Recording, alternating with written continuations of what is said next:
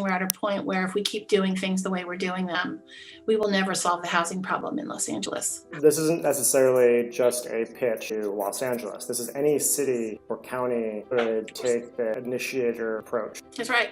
The city can bring a lot more to the table than money. And if we only remain in the lender role, then we're missing the opportunity to really scale up housing. The question I'm asking is, how do you get to 30,000 units of affordable housing?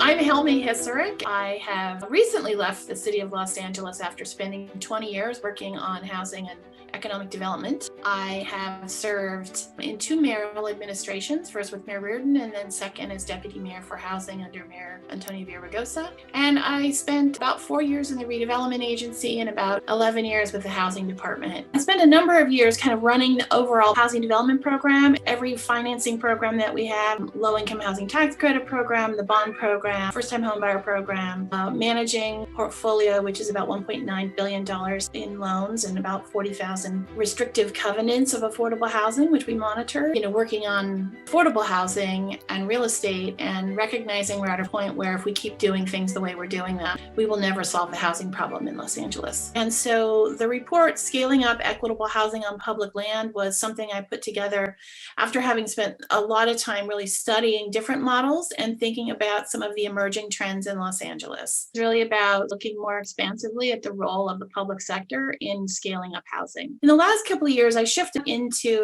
a strategy position, really focusing on new strategies. I was awarded a grant, the Durfee Foundation, called a Stanton Fellowship, $100,000 in 2 years to really explore, deeply think about new ideas in housing, meeting with major housing leaders in major cities across Europe and places in Asia. I started to think about how some of the models in those places could translate in the Los Angeles context. The work at HCID, so you were part banker with the $1.9 billion in loans for affordable housing, and then part regulator looking at a 40,000 unit portfolio. The housing department of the city of Los Angeles has historically functioned as a bank. The city can bring a lot more to the table than money. And if we only remain in the lender role, then we're missing the opportunity to really scale up housing. We also function as a regulator. When we make a loan, the loans are subordinate to regular bank loans. So we're not really exactly like a bank. We're a subordinate lender or a public lender. We're basically lending and looking for specific outcomes. We're also looking at the financial outcomes of those loans. Yeah, what's like the fiduciary responsibility to them exactly? As far as return versus it's like more social-based outcome. It's basically like don't lose money and then try to get maximum impact with the dollars, or how does it, yeah, how do you balance those two? Yeah, try to lend with enough security that you're not going to lose the funds, but you're also not looking for immediate returns on the funds. So you're not expecting payback immediately. You're not looking for immediate payback on those loans. In the affordable housing context, we make residual receipts loans, which means we're making a loan to a project and we're getting paid back after they have paid their hard debt costs as well as their operating costs. If there's anything left, any residual left after all those costs or expenses are paid, then the city starts getting its loans repaid.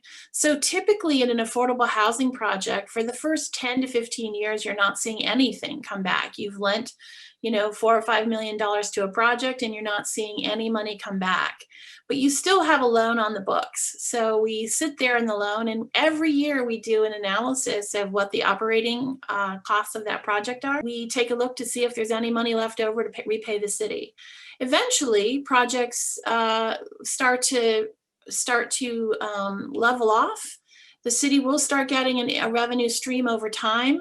And then eventually when the projects are refinanced, or if they change hands, then the city will get repaid. So very often we do get repaid, but definitely trying to prevent losses. We're trying to prevent projects from going belly up. And actually one of the roles the public sector plays when we lend is that we are kind of monitoring the health of a development and we can take action. We have some rights to take actions if we see things going sideways in a project. If we start seeing a lot of complaints or they're not complying, they have regulatory agreements they have to comply with in terms of making sure that the people that are living in the units are in fact of low income, so annual certification of incomes. And also quality of the housing. If the housing quality is not being kept up and the housing is deteriorating, we can step in as one of the lenders to enforce that projects, either the owners take responsibility to bring the project into compliance, or that the owner changes. Maybe it goes to a new owner that's actually better equipped to handle the project. You're using the lending position to hold developers or the managers accountable. It's a great relationship to have. It puts you in a partnership role with the owner, but also a little bit of an oversight or compliance role. This is really about sort of looking more expansively at the role of the public sector in scaling up housing. The strategy I've been putting together with the new strategies team at the Housing and Community Investment Department. The audience was really the mayor and city council, was the leadership of the city. It was really an attempt to say, hey, look, you guys, you're all on the right track, but you have to move faster. Gather these ideas that you're all talking about, but you're talking about them in different committees at different times. And when you look backwards over the last 8-year cycle, the estimated need for affordable housing from 30% of the area median income to housing that is serving 120% of the area median income, was about 6,000 units a year. The estimated need in Los Angeles is jumping up to about 37,000 units a year of affordable housing. How do we increase affordable housing by 22,000%? If we were to do it as a bank, we would need about $3 billion a year in subsidies for the city of Los Angeles. So we, at any given time, haven't had more than about $100 million a year, roughly $100,000 per year. We don't have anywhere near that amount of funding, nor will we ever have that amount of funding. That is not going to happen. The question I'm asking is, how do you get to 30,000 units of affordable housing? Could we use public land to scale up equitable housing in Los Angeles? Private market can deliver housing cheaper, but it often delivers poorly built housing in low-income communities, which isn't equitable. The low-income housing tax credit system, it creates a great product. It is not public housing. It's housing that fits seamlessly into a neighborhood. It provides high quality housing. So the only problem with the tax credit system that I can see is that it's not a scalable system. It takes sort of the best ideas out of the tax credit system in terms of the product and figure out a new way to get there. How do we drive down the cost of construction? How do we drive up the revenue so that we get to a point where you can scale development? Yeah. We do use public land today for affordable housing. It's very a bespoke process. We do it one parcel at a time, driven by initially a council member. Some community group or community organization says, oh, we should make housing on that site. It's not a scalable approach. Every red box is a vote by a public body. 7 times you're going to do a public vote for this process. And every time you go to a public vote, you have to do a detailed report that gets written by the department. So the process at a clip, when you're going as fast as possible, you cannot get through it in under 4 years. So the current approach right now is the council member makes a motion. The motion goes to the city administrative officer, who evaluates the site. Then it goes to a committee called the Municipal Facilities Committee, who makes the determination that that site that's publicly owned is appropriate for housing. It has the mayor, the city administrative office, and the chief legislative analyst. Then they transfer it to the Housing and Community Investment Department. The Housing and Community Investment Department then does a request for proposal. We always have to competitively bid out public assets. So we do a request for proposal to get developers to submit their proposals. We select a developer, and then we go into a project negotiation and entitlements, meaning they have to get their right to build on it. Once we have an agreed upon development where we know the timing and the financing and what's going to be built, we take the development agreement to council, it's approved, and then they can go for their financing. Get in the queue for local or city financing, and once they have that, they get in the queue for state or non-city financing, and once they have all their financing put together, they go to construction and then occupancy. And the public land has lots of problems. Public land that's declared surplus usually often has things like multiple different owners, different public agencies that own the land. It might be a parcel is owned by Rec and Park and another parcel is owned by DOT. Requirements for infrastructure that is unfunded. So if you build on a public parking lot, you can't necessarily just take all the parking away. You might have to replace that parking or some of that parking. Sometimes the cost of that infrastructure is higher than the land. There's contaminated soil, there's different right-of-way encumbrances on site. So there are lots of things that get in the way of making this a streamlined process. The CAO has done an analysis of land, and they've been asked multiple times by council members to do the analysis to find sites. And generally what's happened is the CAOs come back and said, well, there's far fewer sites than we thought. Either it was intended for another public purpose, or a certain agency was planning to use it and it was purchased with funds for those agencies. You have to repay the agency that purchased it, or find another way to expend those funds. So it's not entirely reactive. At some level, it is very council driven. When you say the city, you could be referring to 15 different departments that have their own priorities, which are not aligned with housing. Sometimes they have complementary interests. They're not focusing on housing. And each of those agencies has different funding mechanisms. The Department of Water and Power has a lot of land, but their land is for utilities. So that also is tied to different outcomes, very specific public outcomes. There's not really a one person or one entity that is looking across the entire system and trying to use public land in a very strategic way. Trying to have a conversation about, can I use your land for housing, can be very complicated because it takes a long time for an agency to acquire land. They don't give it up readily to other uses. They try to maximize their own public purpose on the land they're holding. The nature of the city is that there's a lot of leadership. The mayor does not have unilateral control over all decisions. So the mayor, I think, has the best potential to align the interests of departments, to set a priority. That's the mayor's role. Doing development in a crisis, it is hampered by the legislative process. To be as equitable as possible in deliberation, in building equitable housing, you actually end up building less equitable housing. Exactly. I think that is exactly the problem. It's changing the process completely.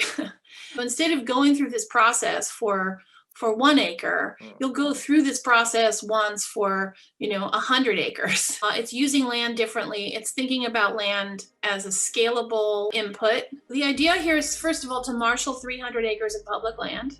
So stop thinking about land as one parcel at a time. Let's talk about 300 acres. Let's plan for 10,000 units of housing. Let's go forward and start planning for the full, for at least 10,000 units. Let's develop a scalable housing model, something that's replicable and scalable, and create an infrastructure fund. At a high level, it's assembling and entitling enough land for housing developers to build at scale, not just at city land, but at county land, at state land, at federal land, and potentially even donated land. I'm kind of flipping the question. If we wanted to put 10,000 units somewhere, what's the best place to put it on public land? How I got to 300 acres is our typical development model is about 50 units per acre in Los Angeles. 300 acres sounds like a lot, but it's only 0.1% of the city's landmass that's being impacted per year in this plan. 1 every 1,000 acres being developed in the city. To an extent, this is the redevelopment agency type of work that used to exist. It bought land, brought it into the public sector, and then turned it around for development. What needs to be resolved is what agency would be responsible or could be responsible for this. There's legislation at the state that would enable the creation of this kind of a community revitalization department. The state legislature has actually pushed for partnerships between public agencies in the form of a joint powers authority to create cross-cutting authorities. The other piece of this is visualizing what could be built and using this technology that we call parametric modeling, which is the firm IBI is the firm that we partnered with at HCID, and you can start to analyze what opportunity sites are out there. You don't necessarily have to tie yourself to a parcel. It could be a whole series of multiple sites. You're using the model to look at massing, to look at potential densities, and to also look at location advantages. So the idea here is to leverage the capacity of identifying enough public land and thinking in advance how we get to 10,000 and using that scale to drive pricing down. The other piece is designing a scalable housing model. There's plenty of evidence to show that if you build 1,000 units of modular housing, you're going to start dropping those prices down considerably. We're going to not buy 30 units, but we're going to do 10,000 unit run of housing. We're looking at developing a pre-approved housing typology, coming up with something that also using technology to enable building and safety to do much more rapid permit approvals, so that you're really shortening the cycle of time that it takes for the city to do its permitting. We want to buy something that costs $300,000, not $550,000 or $600,000. The idea here is to let go of some of the rules, not all the rules that we've created, but some of the rules and constraints, and sort of allow flexibility and innovation. I don't think there is a single supplier that could supply all of this now. Also, allowing the public sector to make some early decision-making that advances the speed of development. So I'm thinking about what's achievable on that site. Like, how much could we put on that site? And the government has the ability to amend its zoning on its own land in a way that it doesn't necessarily have on privately held land. By the time we're making this land available for an RFP, we've already kind of cleared away a lot of the hurdles. So you're reducing the risk, which also increases speed and decreases cost. The public sector is starting to put together a plan to create 10,000 units of housing. Could that housing also be a job creator for the local economy, creating a workforce plan that is tied to the housing production plan, to both prepare the sites as well as to build the housing. In the early modeling that we've done is recognize that if you get average rents to about $1,700 a month, you can support about $300,000 in costs. I've been fascinated by Vienna in particular, because 60% of the people in Vienna live in subsidized housing. And it's kind of this model. It's a model of a mixed income community. It doesn't necessarily mean every building has to be mixed income. So you could have groups of buildings that have different sort of ways. So this is the piece. Public land is generally not clear and ready to be built on. It's going to require some investment in infrastructure. You look at 300 acres of land, it's equivalent to about $1 billion. The fund is about half that. So about $500 million that could be used for community engagement and pre-development. Some of that early soft cost goes into the designing and planning and entitling of sites. It's paired with the public land. So you're using these funds to get the land ready and to also make some of the investments that are going to need to be made. We're talking about the city stepping up, putting the money in, the $50,000 per unit to get the ball rolling, to get the project going, and not coming in at the end to close it out, but really starting the production line. Exactly. So instead of doing 300 transactions, we would do 10 transactions. Instead of doing multiple development agreements that have to go to multiple committees, you do one development agreement for 1,000 units. Here's the land, here's where it's going to go. You've already zoned for it, identified the linkages that are potentially there. You've taken a lot of risk out of the process. And then creating an equitable housing land trust. So putting that land that we've identified into a trust so that it's affordable in perpetuity. The city doesn't have a land trust. Lots of cities do. Irvine has all its affordable housing on a Irvine land trust. This really isn't about eminent domain here. I think you do need a public sector capable of purchasing land. And I think eminent domain should definitely be a tool that is worth discussing. But I don't think you lead with that tool. I think you lead with a tool that the city already has a lot of land, the state has a lot of land, the federal government has a lot of land, and a lot of that land can be used in a much more strategic way than it currently is. Will require a reframing of the work of the city. So this would be a RFP that HCID would initiate. That's right. How many more steps are there to the RFP launch? Left this with funding and a team in place to do this. The question is whether or not the department is prepared to take this on. It's completely doable within the next 12 months that they can identify land for 1,000 units. The city's job is to make sure the land is identified, the sites are cleared, and that the risks are reduced. This isn't necessarily just a pitch to Los Angeles. This is any city or county could take the initiator approach. That's right. Helmi, I appreciate the overview. Okay, great. Thank you.